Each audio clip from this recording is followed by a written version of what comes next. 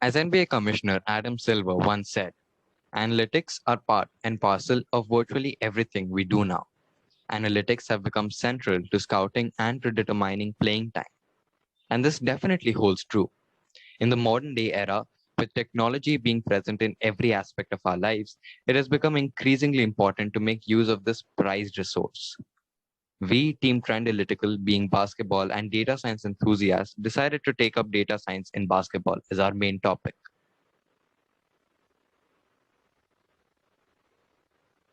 Today, we'll be covering 5 main topics. Our topic, which gives us a broad overview of what our topic is and why we chose this particular topic.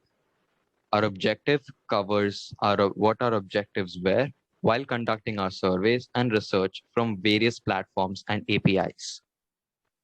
Our process takes you through the steps we conducted throughout the various stages of the project. Our findings finally bring to you a consolidated report of what our findings were and what patterns and trends we as a team inferred from them. And finally, we bring our team. Both of us share basketball as a common area of interest, both in playing as well as watching basketball together.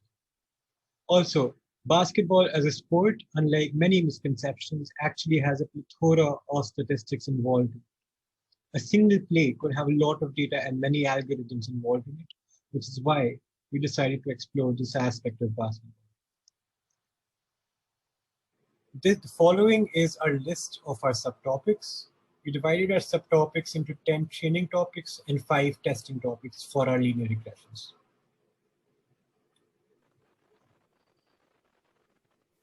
After dividing our topics into different subtopics, we took a survey from the audience. Our objective from this survey was to quantitatively measure people's enthusiasm about our subtopics, allowing us to better comprehend how suitable our topics were. Our objective from the quantitative research was to observe the popularity of subtopics on social media to form relevant variables which we would further use for linear regressions. We would also use these popularity values to derive other inferences for the trending nature of our topics. Our final objective from this entire project was to predict if the topic is trending or not in basketball research and discussion using variables and our survey score. As data science enthusiasts, we believe that this can be used as a resourceful tool in several areas.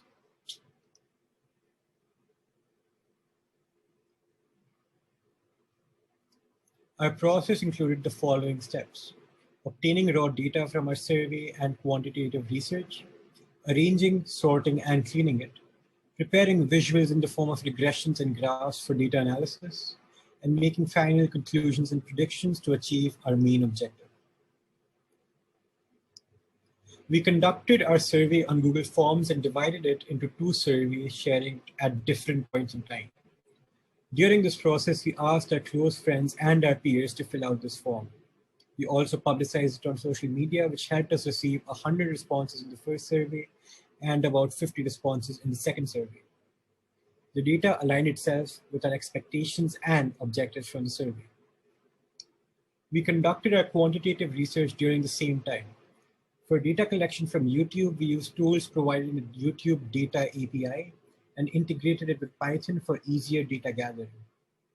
For data collection from Instagram, we used their hashtag feature to find the top 9 trending posts for each subtopic.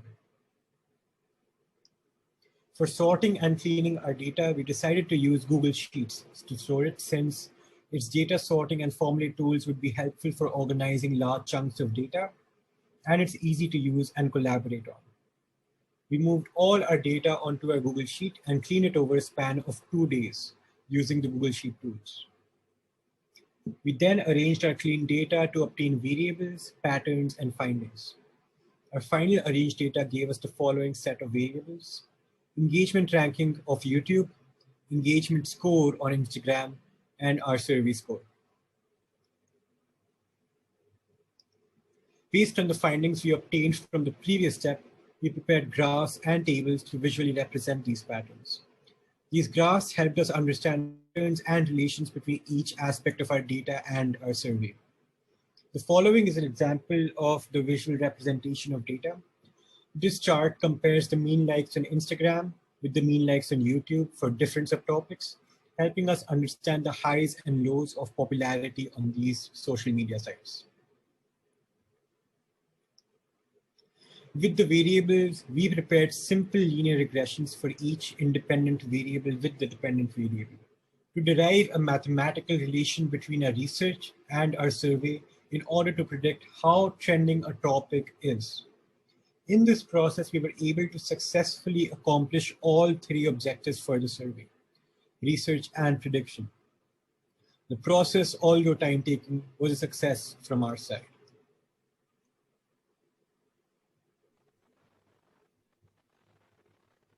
The first survey had the following 10 subtopics. We received the survey score for each of these subtopics, which represents the mean of all the scores received for that particular topic. We also received the respondents' countries, age groups of the respondents, and platform popularities for discussing and watching basketball-related content.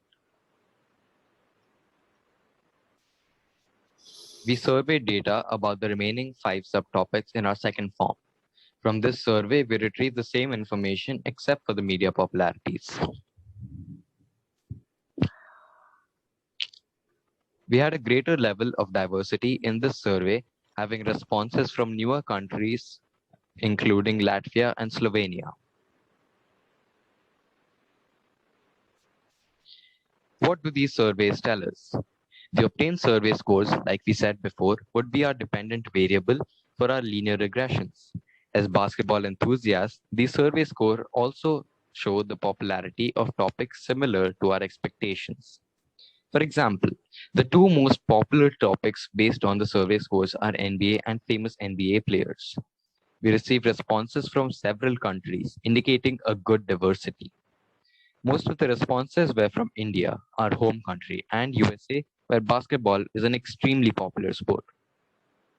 The age group turnout is more or less what we expected, with the majority being 15 to 20-year-olds, since this audience has a greater likelihood to both play and watch basketball.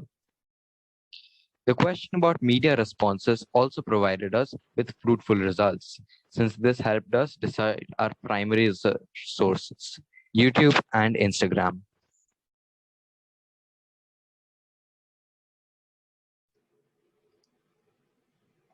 This slide shows our data collection for our quantitative research. It shows the YouTube and Instagram statistics based on the features discussed in the process. As we can see, the two most popular topics seen in the surveys also happen to be the two most viewed topics in this dataset. This way, we can actually say that our research gathering was, to a major extent, accurate and credible. Now, we finally come on to linear regressions. The linear regression has one simple purpose: predicting the survey score of a topic based on external research to help a user understand how popular the topic is. Both regressions showed a low error rate of 0.6, making them reliable and credible. Here is a comparison analysis of the predictions with the actual survey score. As you can see, there are some high differences in some areas, while high levels of accuracy in others. We believe our predictions could have been better if we would have had a larger audience answering our forms and if we would have spent a greater amount gathering more training subtopics. The first regression with the YouTube statistic tells us that the survey score is directly proportional to the engagement triangle. It also has a lesser error rate, making it more reliable in terms of predicting results. The second regression, comparing to the engagement score on Instagram, shows us that the survey score is interestingly inversely proportional to the engagement score. It also has a good level of accuracy, however, it is less reliable than the previous regression. Both these regressions show us quality findings that help us predict the survey score using external research.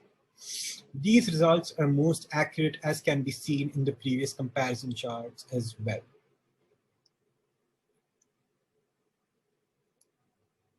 Satvik Das is a 15-year-old currently studying in grade 10 in India. He has a passion and a strong inclination towards both basketball and data science. His interest also lies in public speaking, and he has delivered his own TED Talk. Siddhant Singhania is currently a 15-year-old studying in 10th grade. His hobbies include art, poetry, and he has a passion for writing code and doing research. He has a vast skill set from data science to developing website and Discord bots. We thank you all for taking the time to view our presentation.